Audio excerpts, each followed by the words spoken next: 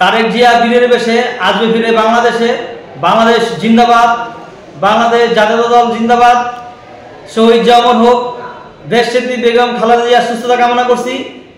তারুণের অহংকার তারেক রহমান জিন্দাবাদ। আমার প্রিয় নেতা আলহাজ মোহাম্মদ শাহ আলম ভাই জিন্দাবাদ। বিএনপি 2006 সালে ক্ষমতা থেকে যাওয়ার পর, ক্ষমতা হস্তান্তর করার পর, তখন তত্ত্বাবধায়ক সরকারের অধীনে বিএনপি তাদের ক্ষমতা হস্তান্তর করে। কিন্তু সেই তত্ত্বাবধায়ক সরকার বলবৎ থাকতে পারেনি। আওয়ামী লীগের একটু ওই বিভিন্ন ধরনের শৃঙ্খল, তারা লগি বৈঠা দিয়ে প্রায় 8 জন মানুষকে দিনে দুপুর হত্যা করেছিল। তখন দেশের পরিস্থিতি খারাপ হয়ে যাওয়ায় ওই মুহূর্তে এই আপনার আর্মিরা দেশের দায়িত্ব নিয়েছিল। তখন সেটাকে বলে 1/11 সেই মুহূর্তটাকে।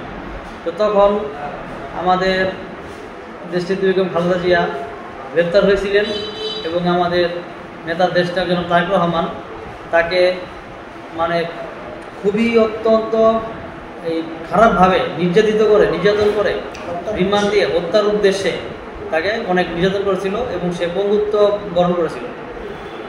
পরবর্তী সময় উন্নত চিকিৎসার জন্য লন্ডন প্রবাস জীবন চলে যায় এবং এরপর যে নির্বাচন হয় 2009 সালে, তখন সেই নির্বাচনে আওয়ামী লীগ ভোট চুরির মাধ্যমে, কারচুপির মাধ্যমে 1/11 সরকার তাদেরকে ক্ষমতা বসিয়ে দেয়।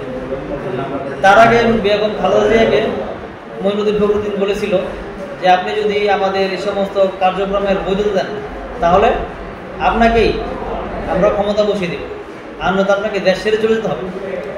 তখন ম্যাডাম বলেছিল, দেখেন আমি হচ্ছি এই দেশের নাগরিক, এই দেশে আমার জন্ম, আমার স্বামী এই দেশের জন্য যুদ্ধ করেছে জিয়াউর রহমান, আমি এই দেশ থেকে কোথাও যাব না এবং আমি এই দেশেই থাকবো এবং আমি যদি ক্ষমতায় আসি সংবিধান অনুযায়ী যেটা ন্যায্য, যেটা সঠিক সেটাই আমি করব এবং যা কার্যক্রমগুলো সংবিধানের ভিত্তিতে হয় না আমি সেগুলোর বিচার করব।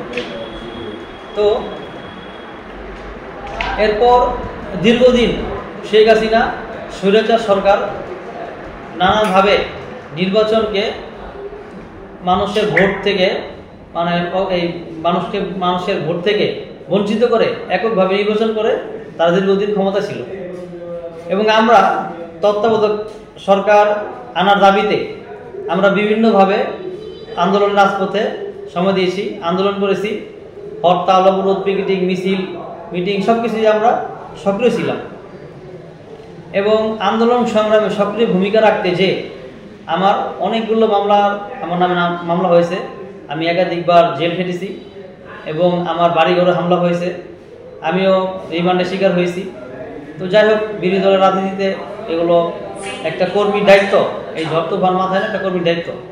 তো সেই দায়িত্ব থেকে, ইমানি দায়িত্ব থেকে আমি দলের জন্য নিয়মিতভাবে কাজ করেছি এবং এই যে জুলাই আন্দোলন, সেই আন্দোলনেও আমি সক্রিয় ভূমিকা রেখেছিলাম এবং জোরালো আন্দোলনে সক্রিয় ভূমিকা রাখায় আমার নামে মামলা হয়েছে এবং নারায়ণগঞ্জের যে জুলাই আন্দোলনের সময় যতক্ষণ সময় যে এসপি ছিল, এসপি রাসেল, সে বেশ কয়েকজনকে এনকাউন্টারে ডিক্লেয়ার দিয়েছিল এবং তার মধ্যে আমার নামটি ছিল এবং পরবর্তীতে আমরা এই আন্দোলন জয়লাভ করি এবং একটি সুন্দর একটি সরকারি ইউনিভার্সিটির মাধ্যমে সাহেবের মাধ্যমে গঠিত হয়। এখন আমরা দলের দেশনায়ক জনাব তারেক রহমানের সকল নির্দেশনা মেনে সেইভাবেই দল পরিচালনা করছি, স্থিতিশীলভাবে আছি এবং আমাদের নারায়ণগঞ্জ 4 আসনে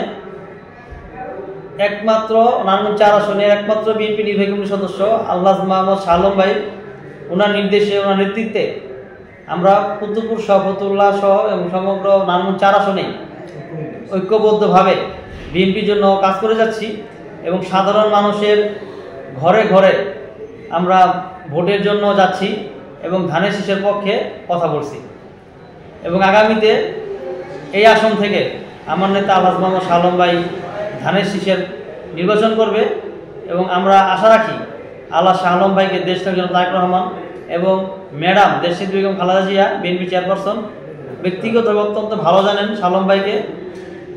আশা করি ইনশাআল্লাহ তাকেই মনোনয়ন দিবে এবং সবচেয়ে বড় বিষয় হচ্ছে বর্তমানে যে সামনে যে নির্বাচন, বর্তমানে যে নেতাকর্মীদের যেই ধরনের অ্যাটিটিউড ক্যাটাগরি দরকার নির্বাচনের তরি পার হওয়ার জন্য, তার সমস্ত গুণাবলী আল্লাহ শাহ আলম ভাইয়ের মধ্যে আছে।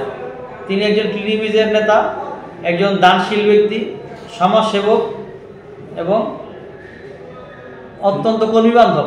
বিগত দিনগুলোতে আমরা যে আন্দোলন সংগ্রাম করেছি তখন উনি আমাদের হামলা মামলা সহ যে কোনো প্রয়োজনীয় কাজে উনি আমাদের পাশে থেকেছে।